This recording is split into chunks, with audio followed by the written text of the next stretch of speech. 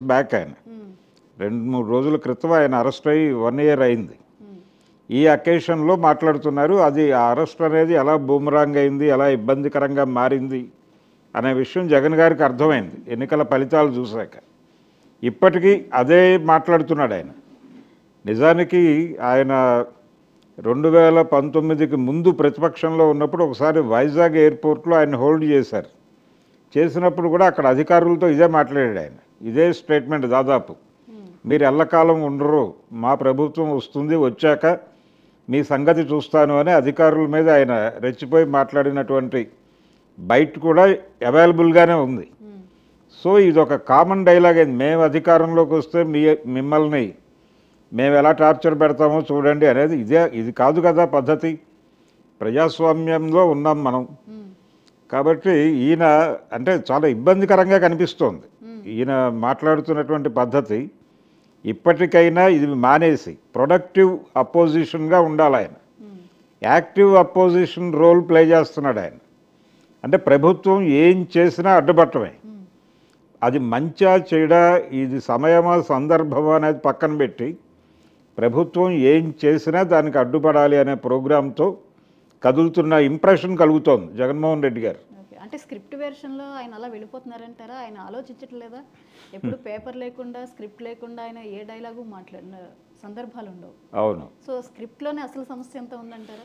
Script రాస్తున్న వాళ్ళు కూడా అంటే ప్రస్తుతం ఆయనకు స్క్రిప్ట్ చెప్పేశారు, ఆయన వచ్చి నటించాడు, ఓపెన్గా మాట్లాడాడు. ఆయన స్క్రిప్ట్ అంటే పేపర్స్ పట్టుకుని ఉన్నాడు, కనిపిస్తున్నాయి మనకి. అంటే ఆ పేపర్స్ అన్నీ కూడా ఈ బోట్లకు సంబంధించినటువంటి వివరాలు. నిన్న అక్కడ బ్యారేజ్ను కూల్చడానికి వైసీపీ కుట్ర పన్నింది అని ఒక కేసు ఎస్టాబ్లిష్మెంట్ జరుగుతోంది. ఇప్పుడు ఆల్రెడీ బుక్ అయి ఉంది కేసు. నందిగం సురేష్ లోపల ఉన్నాడు. తలసిల రఘురామ్ మీద ఇప్పుడు ఫోకస్ అయి ఉంది. తలసిల రఘురాము అలాగే మిగిలిన వాళ్ళు కూడా 2-3 పేర్లు వినిపిస్తున్నాయి. వాళ్ళు కూడా అరెస్ట్ అయ్యేటువంటి ప్రమాదం ఉంది. జగన్మోహన్ రెడ్డి గారు కూడా ఈ కేసులో ఆయన్ని కూడా చేర్చే అవకాశం ఉంది అనేది వినిపిస్తున్న మాట. దాంతో ఆయన అసలు టోటల్గా అక్కడ తిరుగుతున్నటువంటి బోట్లు, వాటి యజమానులు ఎవరు అని ఒక ఫోటో రివీల్ చేశారు ఆయన. ఆ ఫోటోలో ఎవరైతే ఆ బోట్ ఓనర్గా చెప్తున్నారో ఆ ఓనర్ ఎవరితో ఉన్నారో చూడండి అని చెప్పేసి ఒక ఫోటో ఒకటి రివీల్ చేయడం జరిగింది. అయితే అది మార్ఫింగ్ ఫోటో అని చెప్పి అవతల పార్టీ నుంచి మళ్ళీ కౌంటర్ వచ్చేసింది ఇమ్మీడియట్గా. ఇలా ఎందుకు ఈ రభస ఎందుకు చేస్తున్నారు వీళ్ళు? ప్రజల కష్టాల్లో ఉన్న టైంలో ఆయన ప్రొడక్టివ్ అపోజిషన్గా ఉండి తన వంతు సహకారం చేస్తూ ప్రజల్లోకి వెళ్లాల్సిన అవసరం ఉంది. నిజానికి వైసీపీకి చెందినటువంటి ఒక ఇంటలెక్చువల్ సెక్షన్ ఉంది ఆయనకు మద్దతుగా.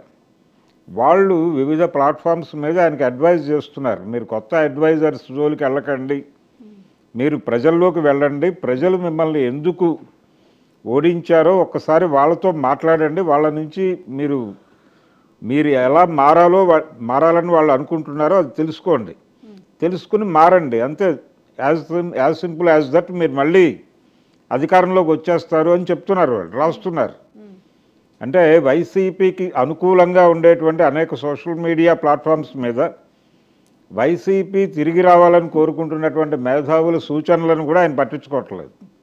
వన్ సైడెడ్గా యాక్టివ్ అపోజిషన్ అనే ఒక రాంగ్ కాన్సెప్ట్తో విరుచుకు పడిపోయి, మీరు అరెస్ట్ చేస్తే మేము అరెస్ట్ చేస్తాం, మీరు చంపేస్తే మేము చంపేస్తాం, కంటికి కన్ను పంటికి పన్ను అన్న పద్ధతిలో మాట్లాడుతున్నాడు ఆయన. ఇది ఏమాత్రము ప్రజాస్వామ్యబద్ధం కాదనే విషయం ఆయన తెలుసుకోవాలి ముందు. ఓకే. ఇకపోతే రాహుల్ గాంధీ విదేశీ పర్యటనలో భాగంగా రిజర్వేషన్ల రద్దు మీద ఆయన ఇచ్చిన స్టేట్మెంట్స్, అలాగే ఆర్ఎస్ఎస్ మీద, బీజేపీ మీద ఆయన ధ్వజమెత్తినటువంటి పరిస్థితి.